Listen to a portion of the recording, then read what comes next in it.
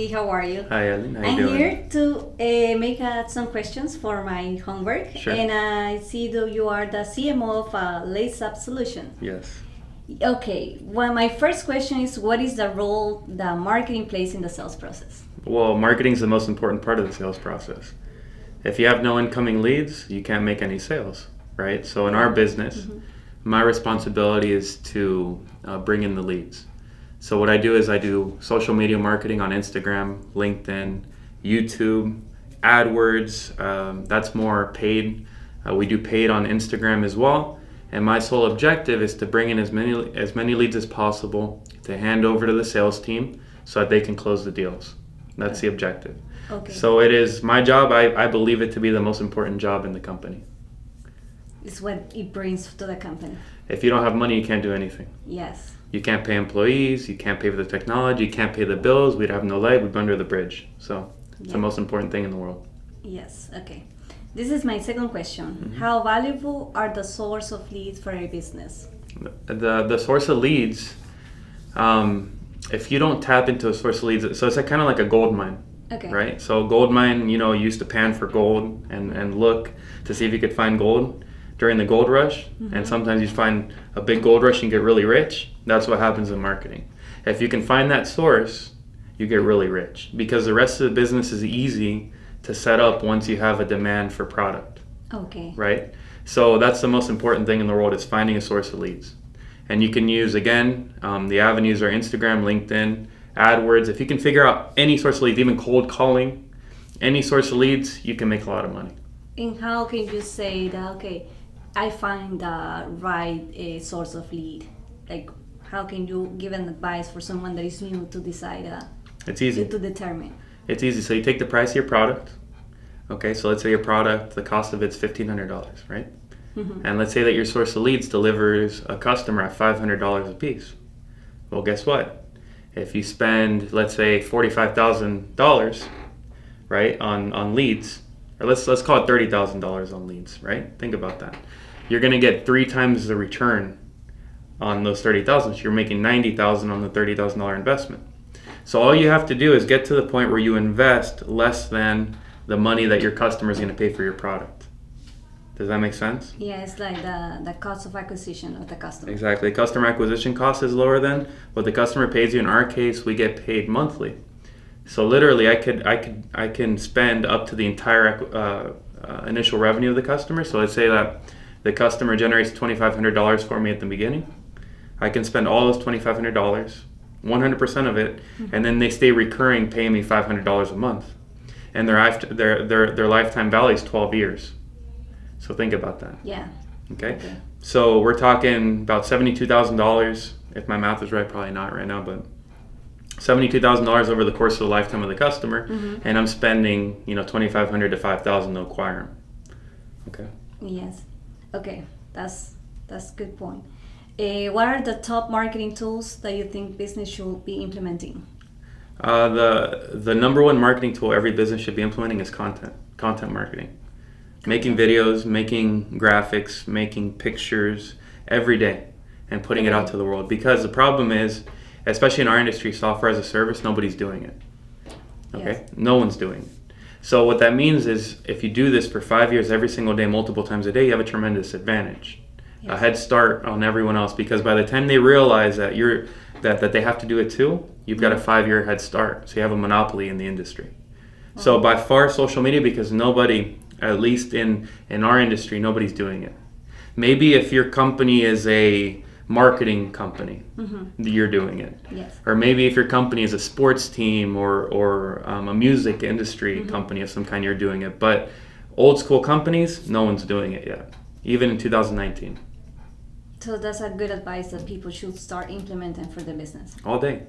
That's all they should do. Every business should have a full-time marketing person. A person who just make content with a camera like this and a microphone, just making content all day long. And commit to it for 5 years. You're not going to get any returns year 1 or year 2, but by year 5, it's over. Okay. Yes. Okay, this is my other question. How important is data marketing for a small business? Someone that can not afford like a professional like marketing. The thing about those small business owners is they don't understand that they can provide a tremendous amount of value to people in the same industry. So someone who has a small business, somebody who's a solo entrepreneur, right, by themselves, they don't realize they have a wealth of knowledge. All they have to do is pick up their camera. They don't need a nice camera. They don't need anything. They just need their phone, right? They flip just like I do on my Instagram, and you just talk into it. And you practice until you get good. Once you get good, then you make a lot of content every single day, and that's it. That's the formula. So after that, all you have to do is dedicate 1 to 2 hours a day, or 3 hours a day, where you put it in your calendar from this time to this time I'm making content, and that still gives you about 8 to 10 hours to do your regular job. So you get to do both things. And now you just execute on that strategy for a year, and next thing you know, you have a business on your hands. And that's what I did. We started on YouTube. Stupid videos. So me talking about our technology, me talking about our business model. And as I did that, more leads started coming in. At first, nobody would come in. So I'd post a video every week, nothing. Then all of a sudden they start trickling until it became 30 to 40 leads a month, right? Wow. And those 30 to 40 leads a month represent, just on YouTube, about $50,000 a month in incoming leads, okay? Just from YouTube. Obviously, we've got our other flows of leads as well, but that's how we did it. So you started with YouTube. So it will be depend on the business, the digital channel that they use. They have to do every channel. So different channels are for different customers, right? If you want to be professional and go after the professional customer, you're going to LinkedIn. Okay.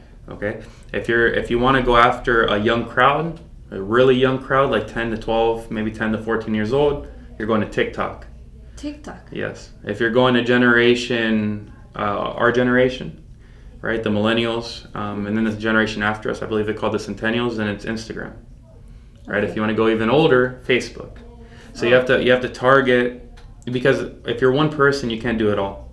Yes. Right. So you have to look at the different platforms, see which one has your market, and just target that one, and become the go-to person in your industry on that platform. Okay. Like really know your audience. Yeah, that's the key. You have to know your audience and where your audience is spending their time. Okay. Yes. Okay. What is the best way to manage a sales team in an organization? So the best way to manage a sales team is you have to set goals. Okay, salespeople, they get call reluctance, so they don't necessarily always want to call. They get scared of a customer telling them, no, I'm not interested in buying the program, I'm not interested in buying your software. So what you have to do is you have to set a goal for them. And if they don't hit that goal, there has to be consequences. But then on the flip side, if they hit the goal, there has to be commissions. You see? So you reward them. Yeah, you reward them for doing good, but you punish them for not hitting their target. Like today, my sales guy, Ryan, he's sitting in the other room. He was at 16 calls for the day. It was 4 p.m., right, about an hour ago. He had to get to 25. That's his goal for the day. So he starts talking to me about something. So I turn to him and I go, Ryan, how many calls have you done? He goes, 16. I go, why are you talking to me right now? You have to get to 25, right? So, but you have to focus. You have to focus. You have to get your calls in. That's the only way that you can be successful in sales, because it's very easy to get distracted and not do your calls. And at the end of the day, people will tell you it's not a numbers game. It is a number. The more people you call, the more people you follow up with on a day, the higher the probability you close a deal. Yes. Okay. Makes sense. What is your suggestions to improve the closing rate on the sales process? Follow up. So my suggestion for improving the closing rate is follow up. You have to be able to follow up with customers multiple times a week, if not multiple times a day after you've hung up the initial phone call with them. So you follow up with them by calling, texting, face videos, everything. So I've done everything. So I sit there and I go, hey, how you doing? Hey, Johnny, it was a great meeting you the other day. I'm reaching out because I want to solve A, B, and C problem for you that we discussed. When do you have a chance to talk? And I send that. You send a video? Yeah. Video, text, everything. Whatever it takes. And they come back after? Yes. The money is in the follow-up. It's not in the original call. You're never going to close anything on the first call unless the customer really needs your product or service. Okay. So unless it's a perfect fit, you're never going to close it. So your money is in making a list of all the people you contact, and then every day, boom, boom, same list. And then you you kind of taper them off. So let's say you start with 30 names. You're going to call 30 names every day for 3 weeks. But you're going to get about 10 of those names that don't answer. Okay? So those 10 names you're going to offset now to every other week because you don't want to keep calling the same 10 names. You're going to get 10 new names in there and call those. Right? Okay. And then you go to your CRM, which is going to be one of the questions you're going to ask soon. Yes, that's the next one. Exactly. On the CRM, you have it scheduled to where it tells you, okay, on this day, call this guy. So you go, okay, this guy hasn't answered and I've called him 14 times. Let me schedule him for 2 weeks from now. So now when you open your CRM's going to go call this guy, right? 14 days from now. Yes. So that's where the money is. And all sales is follow-up. Everything is a follow. So when you know that you're calling too much or you're not calling enough? When you know, like what the advice for like new sales people that they don't know that. Like sometimes they know I've been calling too much. I don't want to be like harassing them. Or you're never harassing them because they're not paying you anyways.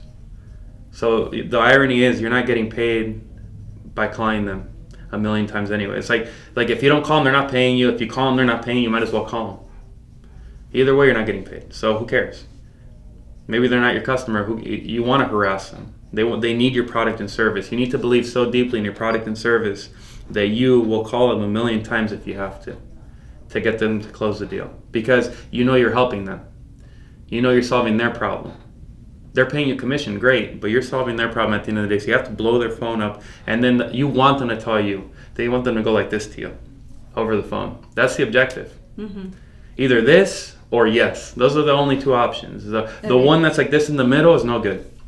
It's not good. It's just keep going. You want an answer. Yes. You want a yes or a no. Or a no. If there is not a no, it's just keep going. It's like telling them, "Can you buy from me?" Yeah. Yes. Now, well, I call and I go, "Hey, John, we talked last Thursday. Are you ready to make a decision?" No. Excellent. Why not? No, I need to talk to my wife. John, if you and I always say this, apart from having to talk to your wife, is there any reason why you wouldn't close the deal today? No, there's no reason. Okay. So there is no. So if you were to talk to your wife right now, obviously you've had 14 days since our last meeting. You know what our system is. You know what it can do for you. Why don't you just give us a chance, sign up anyways, and go show your wife after you've signed up? And then he's going to say yes or no. And if he says no, you ask him again and again and again and again. And as long as you ask him with confidence, knowing that you're going to help him, and you ask him to give you an opportunity, it doesn't sound like you're spammy. But if you go, hey, give me your money, give me your money, give me your money, of course, they're going to hang up the phone. Of course. It's like showing the benefit of the product. You have to. Yeah. Yes. Okay. We already talked about this one. What is the role of the CRM platform on the business? What's important to touch upon a couple extra points there.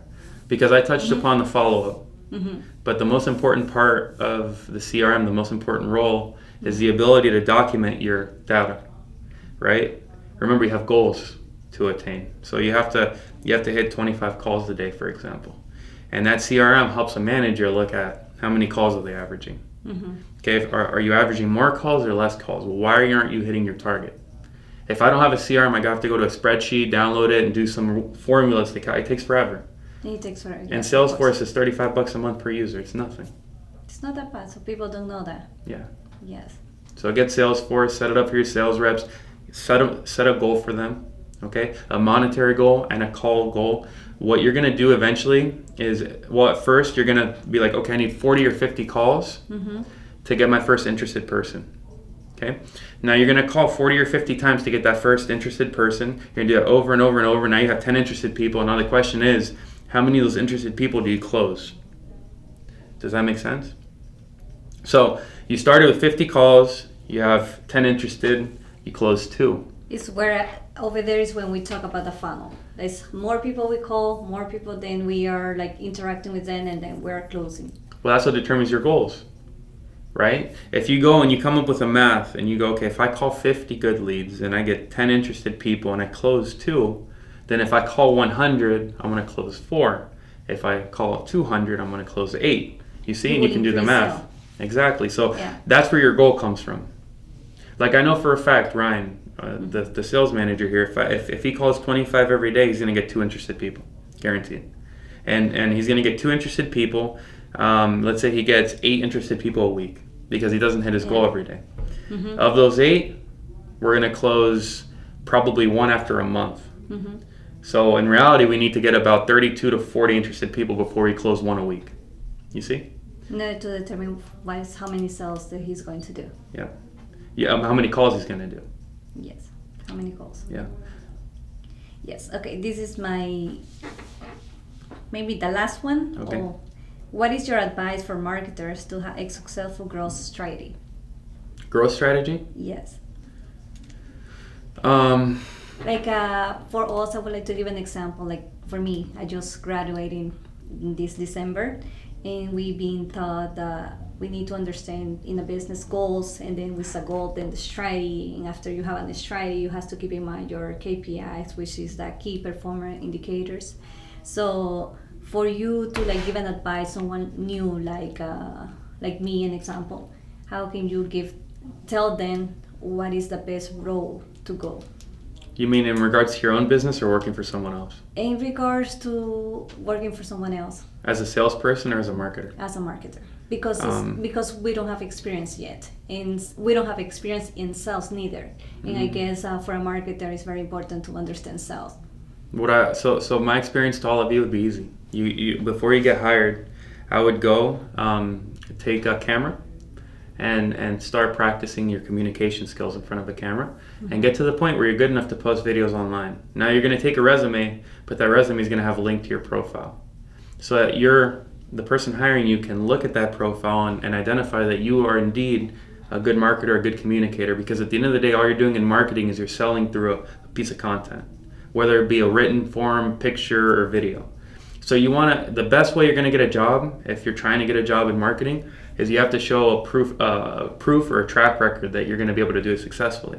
And there's no better proof or track record than being able to say, hey, guy hiring me, here's 100,000 followers on Instagram. I have more than you. You see? Yeah, that's a good strategy. So that's one strategy. Secondly, it would be if you don't have that audience and you don't have the time to build it because you need a job, it would be doing one really nice piece of content for the company, right? Because they're going to interview 10 candidates. The other 8 or 9 aren't going to do anything like that. They're just going to come talk and say, I can do the job. But if you do something really nice for them and you say, here's what you can expect from me if you hire me, you see? With results. With results. You're giving them value up front before making the hire. They're going to hire you. I would hire you. If I was interviewing 10 people and one came in with something already done, they would have been hired on the spot. As a matter of fact, today I interviewed 2 developers.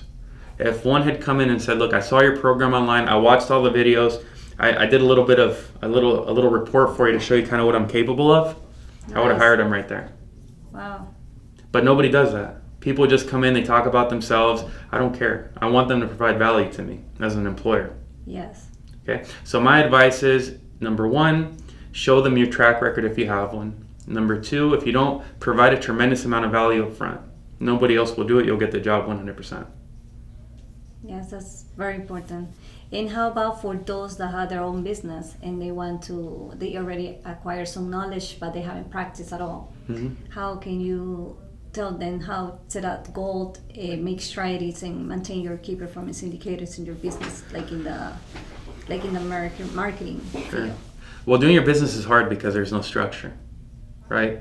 So when you have a job, when you have a career, profession, something that you go to every day, your managers and the owners of the company provide structure for you. So you come in, you do your job, you go home. When you are the owner, you have to imagine everything. That's the hard part about having a business. So how do I do it? Basically, I've got allotments of time during the day where I know for a fact that if I work on making content from 8 a.m. to noon, hypothetically, right? I know what the results from that are going to be. But now I go to lunch, I come back, now I've got an allotment of time to call people because I know I need to make money, right? Of course. But then it gets to the point in the late afternoon, let's say at 4 or 5 p.m., where I'm like, okay, I got nothing to do. What do I do? Now I try new strategies. So that's when you'll see me do the crazy things that I've never done before. Write an article. Like the other day, I've been writing a couple articles on LinkedIn and stuff. Whenever I have that time where I have nothing to do, that's when I'm like, what can I do different? So I can try something new to see if it works, to see if it sticks, right? So I execute what I know works during the day. So you have to find what works. And I can tell you for a fact, when you're starting any business, what works for sure is calling customers or calling leads. Cold calling works 100%. And whoever tells you it doesn't know what they're talking about. They've never sold in their life. And second, making content works for your business. And third, LinkedIn works. Okay, but content and LinkedIn are slow. Cold calling is immediate. To give you an idea, for me to get one flow of leads coming in from YouTube, it took me about a year to set it up. Wow. So if you need to get results right now, you have to cold call. My first 8 customers were all cold call customers.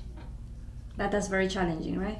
It's very challenging, but it's also a skill that you learn. So in the same way that you get good at marketing and promoting to LinkedIn and Instagram and doing content, if you get really good at cold calling, it's a skill. Same thing. But the ultimate goal, that's why marketing is, I think, more important than sales. The ultimate goal is to have so many leads coming in through your pipeline that it doesn't matter if you cold call or not. You want to have 1 million people coming in every day. Imagine if you had a list of 100 million people to call and they all wanted your product. You wouldn't have to cold call. Yeah.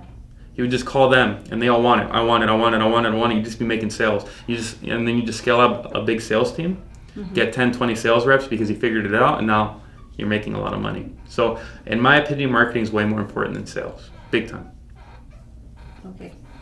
Yeah, that way I cover all my questions. Very interesting. Yeah.